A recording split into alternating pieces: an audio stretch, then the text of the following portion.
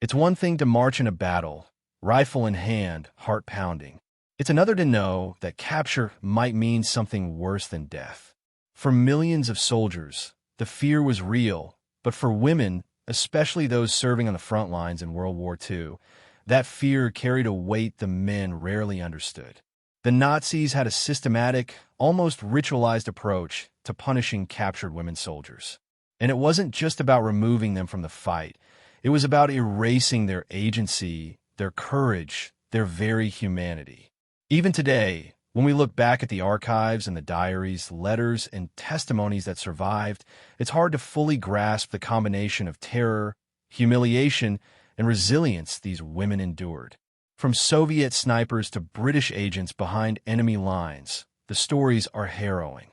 Some died resisting, some survived by cunning, and all of them faced a world that had already decided women in uniform were anomalies to be punished. The role of women in World War II was unprecedented. Across the Allied nations, women stepped into positions once considered solely male territory. Radio operators, mechanics, nurses, clerks, pilots, even combatants. But nowhere was this scale greater than in the Soviet Union. Roughly 800,000 women serve in the Red Army during the war, many in combat positions, some as snipers, pilots, and frontline medics. They weren't merely supporting the war effort, they were shaping it.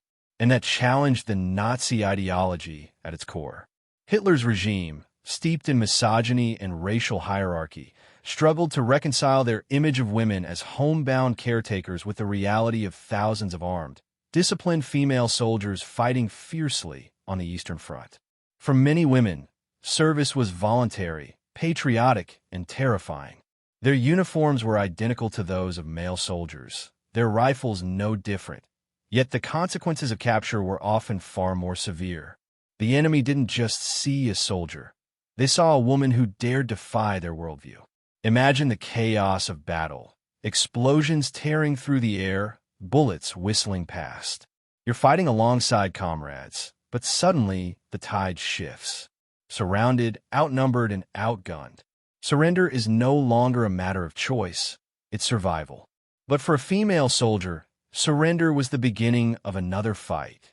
The fight to maintain dignity in the face of an enemy that wanted to break you completely.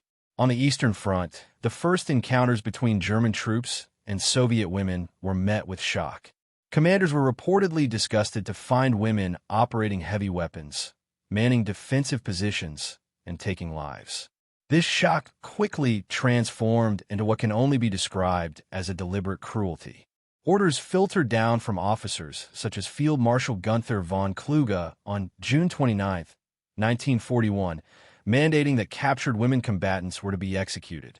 Not in secret, not in distant chambers of policy, on the front lines by soldiers who couldn't tolerate the notion that women could fight. For those women who survived the initial skirmish, capture meant forced marches, overcrowded transport trains, and the looming threat of violence. Many would attempt suicide rather than face the uncertainty of what awaited them behind enemy lines. Some were caught in no man's land, wounded and exposed, simply because the Nazi military apparatus lacked any protocol for dealing with women as legitimate combatants.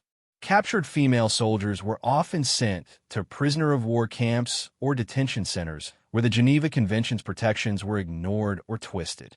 The treatment was dehumanizing. Basic necessities, food, water, and medical care, were scarce. Conditions varied between camps, but accounts consistently describe overcrowding, unsanitary facilities, forced labor, and relentless intimidation. Work assignments were brutal.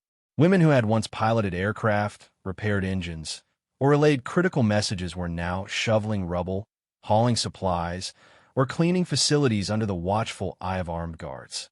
The mental toll was immense. Many women endured constant verbal abuse, threats, and the ever-present possibility of summary execution. The psychological weight of being reduced from a trained soldier to an expendable laborer cannot be overstated. Camaraderie helped, but it could not erase fear. Diaries from Soviet POWs describe nights filled with uncertainty, whispered conversations about possible escape, and the ever-looming sense that each day might be their last. Humiliation, both small and systematic, was another tool the Nazis wielded to assert dominance and reinforce the idea that women in uniform had no place in their vision of the world. The Eastern Front was a theater of unparalleled brutality. Millions of Soviet soldiers were captured during Operation Barbarossa, and women comprised a significant portion of these POWs. While the Geneva Convention theoretically applied, its protections were ruddy. Many women faced immediate execution. Others were held in horrific conditions, exposed to starvation, disease, and psychological torment. Witness accounts suggest that some women were deliberately targeted for humiliation because they had proven themselves competent and dangerous in combat. These acts were not isolated. They reflected a systemic approach designed to dehumanize, intimidate, and erase female participation in the war. Despite the danger, women continued to resist. Some attempted escape, others engaged in sabotage, and a few even feigned compliance while gathering intelligence for future operations. Survival demanded ingenuity, courage, and a profound resilience, and yet many did not make it. By the war's end, countless stories of heroism were lost to the chaos of death and destruction. Beyond the conventional armies, women played critical roles as agents and spies. They were a threat precisely because their gender allowed them to operate under the radar, blending into civilian life while conducting dangerous missions. Christina Skarbek, known as Christine Granville, was a Polish agent of the British Special Operations Executive SOE. She traveled across Nazi-occupied Europe, delivering messages, coordinating resistance cells, and outwitting enemy operatives. In January 1941, she and a fellow agent were arrested by Hungarian authorities, handed over to the Gestapo, and interrogated under threat of death. Skarbek survived not by brute force, but through cunning. She feigned illness, manipulated medical assessments, and leveraged her knowledge of the Nazi mindset. Her escape was legendary, and her bravery inspired generations of female operatives. Similarly, Nur Inayat Khan, a British SOE agent of Indian descent, operated in occupied France under the codename Madeline. Trained as a radio operator, she became indispensable to resistance networks. Her capture in 1943 led to repeated interrogations, isolation, and eventual transfer to Dachau concentration camp. Inayat Khan's refusal to cooperate, even under extreme duress, cost her life in 1944, but her courage was posthumously honored with the George Cross. These stories highlight a grim reality. Captured female agents were often treated with a mixture of fear, contempt, and brutality precisely because their effectiveness undermined Nazi expectations of women. Reba Whittle, an American nurse and the only known female American POW in the European theater, exemplifies both the peril and the peculiar circumstances female soldiers faced. After joining the U.S. Army in June 1941 and training as a flight nurse, she flew into active combat zones, rescuing wounded soldiers from the front lines. In September 1943, her C-47 aircraft was shot down near Aachen. Whittle and her crew survived the crash but were quickly captured by German forces. Unlike many of her Soviet counterparts, Whittle's status as an American woman created confusion among her captors. She was treated as a patient, not a prisoner, and transferred to a Nazi medical facility before ultimately being sent to Stalag 9C, a POW camp, where she worked as a nurse rather than being imprisoned. Her survival underscores the strange paradoxes female soldiers sometimes encountered. The Nazis' rigid ideology clashed with the reality of women in uniform, creating moments of unexpected reprieve amidst widespread cruelty. Whittle's later recognition with the Purple Heart reflects both her bravery and the unique risks she faced as a female service member. For every story of capture, there were countless others of defiance. Women in occupied territories, whether soldiers or civilians, found ways to resist the Nazis' control.